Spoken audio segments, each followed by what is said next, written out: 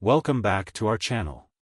Today, we're diving into the chilling world of Psycho, 1960, Alfred Hitchcock's groundbreaking psychological thriller that redefined horror and suspense in cinema. The story follows Marion Crane, a secretary who embezzled $40,000 and flees to start a new life. Her journey takes a dark turn when she checks into the eerie Bates Motel, run by the seemingly shy Norman Bates and his domineering mother. What unfolds is a twisted tale of deception, murder, and psychological unraveling that has left audiences on the edge of their seats for decades.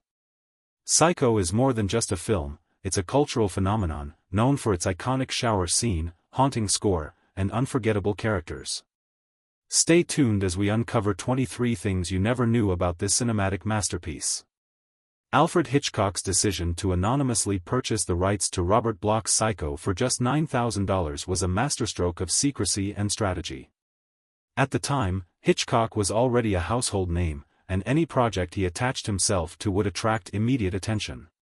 By acquiring the rights under the radar, he avoided the media frenzy that could have overshadowed the film's development. This move also allowed him to maintain complete creative control, a rarity in Hollywood. The low cost of the rights was another calculated decision, as it minimized financial risk while maximizing potential profit. This behind-the-scenes maneuver set the stage for Psycho to become one of the most talked-about films of its era, proving that sometimes the best way to create buzz is to work in silence. The shower scene in Psycho is not just a moment of horror, it's a cultural touchstone that redefined what cinema could achieve. While the scene is shocking, its impact goes beyond the violence. Hitchcock's decision to tone down the gruesome details from Robert Bloch's novel, where Norman decapitates Marion, was a deliberate choice to focus on psychological terror rather than gratuitous gore. By cutting away from the knife and relying on quick edits, sound design, and Bernard Herrmann's score, Hitchcock created a scene that feels far more brutal than it actually is. This restraint allowed the audience's imagination to fill in the gaps, making the scene even more terrifying.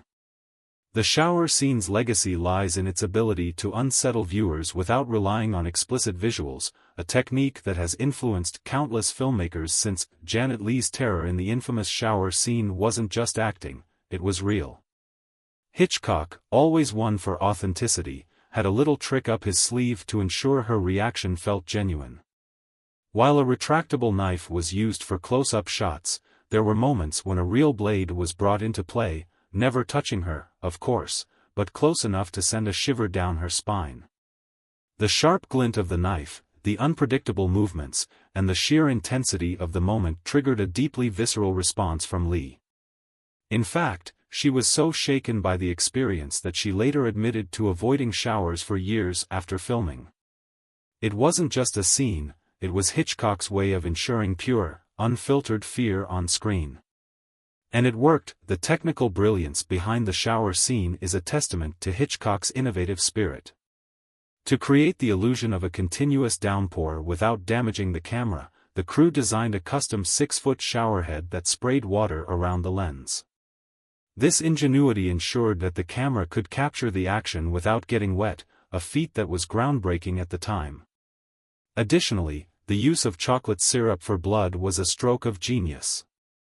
In black and white film, the syrup's viscosity and color mimicked real blood more effectively than traditional fake blood, adding to the scene's realism.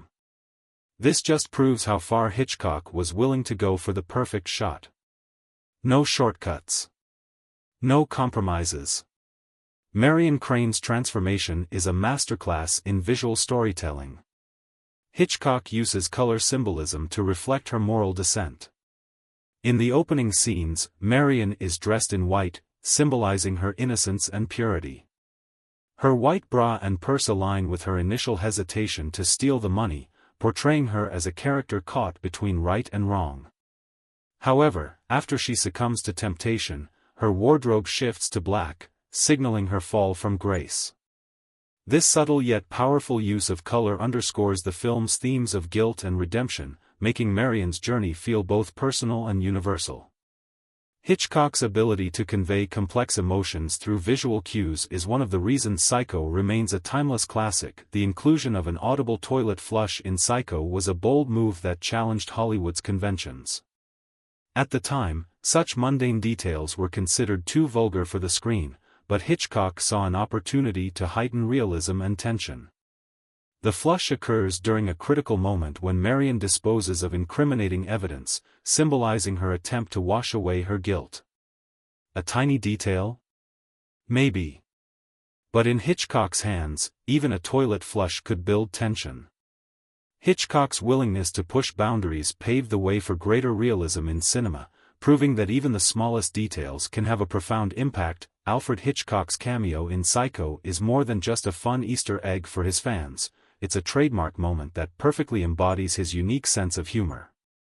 Appearing briefly as a man in a cowboy hat outside Marion Crane's office building, Hitchcock's quick appearance doesn't distract from the tension of the film but adds a subtle, almost playful touch to the otherwise chilling atmosphere. This cameo was part of a long-running tradition Hitchcock maintained throughout his filmmaking career.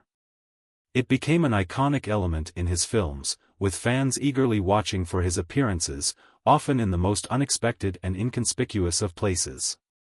From the opening credits off Rear Window to North by Northwest, Hitchcock loved inserting himself into his films, making each cameo a game for moviegoers. Fans of Hitchcock, and movie buffs in general, have always gotten a kick out of these appearances.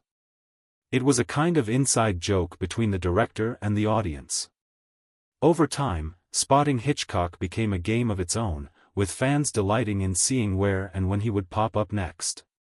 Some people even went so far as to make compilations of his cameos, turning the director's self-insertion into a beloved cinematic tradition. In a 2009 article, the New York Times even mentioned how Hitchcock's cameos were a way for him to make an audience feel like they're in on the secret, adding to the connection he cultivated with his viewers. Hitchcock was notorious for breaking the fourth wall in subtle, humorous ways, and these appearances were an invitation for the audience to share in the filmmaking experience with him. For those deeply invested in Hitchcock's legacy, these cameos have taken on a life of their own. They've become a symbol of his playful personality, offering a moment of lightheartedness in films that, more often than not, explore darker themes. It's a small, but meaningful, gesture that reflects his ongoing interaction with his audience, even in the midst of his most intense thrillers. And let's not forget the media's continued fascination with these cameos. They've been referenced countless times in pop culture, from comedy sketches to social media memes. His appearances are more than just fun trivia, they represent his role as a master of suspense who didn't take himself too seriously, but still knew how to keep viewers on the edge of their seats. The character of Norman Bates was inspired by the real-life crimes of Ed Gein, a Wisconsin murderer and grave robber. Gein's macabre fascination with his mother and his gruesome acts of violence provided the foundation for Robert Bloch's novel and, subsequently, Hitchcock's film. By drawing from real-life events, Psycho tapped into a primal fear of the unknown and the monstrous potential lurking within seemingly ordinary people. This connection to reality made the film's horrors feel more immediate and unsettling, leaving a lasting impression on audiences. One of Alfred Hitchcock's greatest tricks while making Psycho was his elaborate deception surrounding the role of Norman Bates' mother. Determined to keep the film's shocking twist a secret, Hitchcock went to extraordinary lengths to mislead both the press and the public. He spread rumors that an actual actress had been cast in the role and even went so far as to hire a woman to record fake dialogue for the film. This carefully orchestrated misdirection ensured that no one suspected the true nature of Norman's psychological breakdown until the big reveal. Hitchcock didn't just keep a secret, he turned secrecy itself into an art form, ensuring that the twist hit audiences with full force. The transformation of Norman Bates from the novel to the screen is a fascinating study in character adaptation. In Robert Bloch's book, Norman is described as a middle-aged, overweight man, fitting the stereotypical image of a serial killer. However, Hitchcock's decision to cast the young, handsome Anthony Perkins subverted expectations and added a layer of complexity to the character. Perkins' portrayal of Norman as a shy, boyish figure made his descent into madness all the more shocking. This unexpected casting choice not only redefined the archetype of a cinematic villain but also demonstrated Hitchcock's knack for challenging conventions. Hitchcock was a master of psychological manipulation, not just in storytelling but also in the way he shaped his characters on screen. One eerie deleted scene that never made it into Psycho involved Norman Bates cleaning up after Marion's murder. In this unused footage, Norman is seen scrubbing the bathroom floor, but what made it truly unsettling was his expression. He was smiling. Not a sinister, villainous grin, but a soft, almost childlike smile, as if he was lost in his own world, completely detached from the horror of what he had just done. The moment was ultimately cut because Hitchcock felt it made Norman appear too disturbing, even for an audience expecting a horror film. But just imagine how much creepier Norman Bates would have been if that chilling moment had stayed in the final cut. Bernard Herrmann's score for Psycho is as iconic as the film itself. The screeching violins of the shower scene have become synonymous with suspense and terror. Hitchcock initially envisioned the scene without music, but Herrmann's insistence on adding his composition transformed it into a cinematic masterpiece. The score's minimalist approach, using only string instruments, creates a sense of unease that permeates the entire film. Herrmann's work not only elevated Psycho but also set a new standard for film music, influencing generations of composers. Anthony Perkins' portrayal of Norman Bates was a career-defining role that came with both rewards and challenges. While the character cemented his place in cinematic history, it also led to typecasting, making it difficult for Perkins to land diverse roles. Despite this, Perkins embraced the character, reprising the role in 3 sequels. His nuanced performance as Norman Bates remains one of the most compelling portrayals of a villain in film history, showcasing his talent and dedication to the craft. Studio executives were skeptical of Psycho, fearing its controversial subject matter would alienate audiences. Undeterred, Hitchcock took a bold gamble by financing the film himself. This decision not only ensured the film's creation but also gave Hitchcock complete creative control. The gamble paid off, as Psycho became a massive commercial success, earning Hitchcock a significant profit and solidifying his reputation as a master filmmaker. This story of risk and reward is a testament to Hitchcock's confidence in his vision and his willingness to defy the odds. Psycho was a box office phenomenon, earning an estimated $32 million against a modest budget of $800,000. Its success was driven by Hitchcock's innovative marketing strategies, including the policy of not allowing late admissions to theaters. This approach created a sense of urgency and exclusivity, drawing audiences in droves. The film's financial success not only validated Hitchcock's gamble but also demonstrated the power of suspense and psychological horror to captivate audiences. Despite his immense influence on cinema, Hitchcock never won a Best Director Oscar. Psycho marked his 5th and final nomination, a bittersweet reminder of the Academy's oversight. While the film itself was a critical and commercial success, Hitchcock's lack of recognition highlights the often overlooked contributions of directors in favor of producers. Nevertheless, Hitchcock's legacy as a master of suspense remains untarnished, proving that true greatness transcends awards. The closing shot of Psycho is a masterful blend of visual storytelling and symbolism. The superimposition of Norman's face with a human skull represents the duality of his character and his complete submission to his mother's persona. This haunting image, combined with the shot of Marion's car being pulled from the swamp, serves as a chilling reminder of the film's themes of guilt, obsession, and the inescapable past. Hitchcock's ability to convey complex ideas through imagery is one of the reasons Psycho continues to resonate with audiences. Hitchcock's policy of not allowing late admissions to Psycho screenings was a groundbreaking marketing tactic. By creating a sense of exclusivity and urgency, Hitchcock ensured that audiences would arrive on time and remain fully immersed in the film. This strategy not only enhanced the viewing experience but also generated buzz, as people flocked to theaters to see what all the fuss was about. Hitchcock's innovative approach to marketing remains a benchmark for film promotion. The casting of Psycho was a meticulous process, with Hitchcock considering several high-profile actors for the roles of Sam Loomis and Marion Crane. Janet Leigh's portrayal of Marion brought a vulnerability and relatability to the character, making her fate all the more tragic. John Gavin's performance as Sam Loomis, while criticized by Hitchcock, provided a grounded counterpoint to the film's more eccentric characters. The casting choices reflect Hitchcock's ability to balance star power with character-driven storytelling. Patricia Hitchcock's cameo as Caroline, the chatty receptionist, adds a personal touch to the film. Her performance, though brief, sets the stage for Marion's arrival at the Bates Motel and subtly foreshadows the film's darker themes.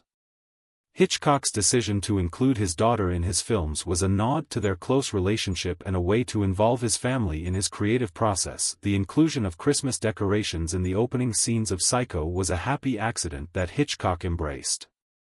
The festive backdrop contrasts sharply with the film's dark themes, creating an unsettling juxtaposition.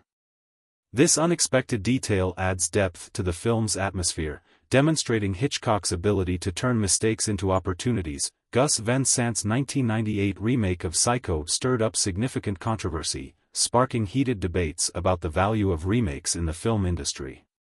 The project was a shot-for-shot replication of Alfred Hitchcock's original, with Van Sant even going as far as to mimic every camera angle, every line of dialogue, and every key moment. The intention was clear. Van Sant was exploring the concept of cinematic replication, questioning whether it's possible to reinvent a classic while preserving its exact essence. He hoped to evoke that same psychological suspense and tension that Hitchcock's version had brought to the screen nearly 4 decades earlier. However, the result was polarizing. Critics and audiences alike were largely unimpressed by the lack of fresh interpretation. The decision to duplicate the original so precisely was viewed by many as unnecessary, bordering on the redundant. Why remake a masterpiece without adding anything new? The question echoed across various media platforms, with both film critics and casual moviegoers challenging Van Sant's motives. Some even argued that it was an example of Hollywood's growing lack of original ideas, relying on nostalgic familiarity instead of creativity. Despite the widespread criticism, the film remains a fascinating experiment. Van Sant's remake prompted a larger conversation about the nature of remakes and what it means to pay homage to a classic. Some fans argued that while the remake may not have added anything groundbreaking, it helped to introduce Psycho to a new generation of viewers. For younger audiences who hadn't seen the original in theaters, the 1998 version served as a gateway into Hitchcock's world. The modern-day setting, featuring stars like Vince Vaughn and Anne Heche, helped bring a new layer of accessibility to the story. Media outlets at the time were quick to label the remake a failure, with publications like the New York Times and Los Angeles Times criticizing it for lacking emotional depth and innovative storytelling. The film's box office performance was underwhelming, and it failed to make a significant impact in comparison to the groundbreaking influence of Hitchcock's original. Still, Van Sant's Psycho has remained a conversation piece in academic circles, where it is often analyzed for its unique approach to remakes and its commentary on the limits of replication in film. As for the broader film industry, the remake sparked a renewed focus on the value of originality in storytelling. Some filmmakers saw it as a cautionary example of how not to approach a remake, while others argued that the effort should be seen as an interesting experiment in form and function. What if I told you Psycho didn't just stay on the screen? That its horrors bled into real life, leading to terrifying crimes inspired by the film? Over the years, multiple criminals have cited the film as an inspiration for their horrific acts. One of the most infamous cases was the Bates Motel murder in 1966, where a man named Richard Franklin committed a brutal crime in a motel room, eerily similar to the events in the film. Even more disturbingly, serial killer Ted Bundy was reportedly obsessed with Psycho and admired Norman Bates' ability to blend in as an ordinary person. While Psycho was never meant to glorify violence, its psychological depth and exploration of madness made it a chilling reference point for some of the most disturbing real-life criminals. Hitchcock set out to create a thriller, but in some ways, the film blurred the lines between fiction and reality in ways no one could have predicted. And there you have it, 23 fascinating facts about Psycho, 1960, that reveal the genius behind Alfred Hitchcock's timeless thriller. From its shocking twists to its groundbreaking techniques, Psycho continues to captivate and terrify audiences over 6 decades later. Whether you're a longtime fan or new to the film, we hope you enjoyed this deep dive into the secrets and stories that make Psycho a true classic.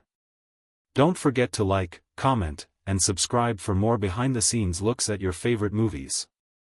Thanks for watching, and we'll see you in the next video. Bye for now.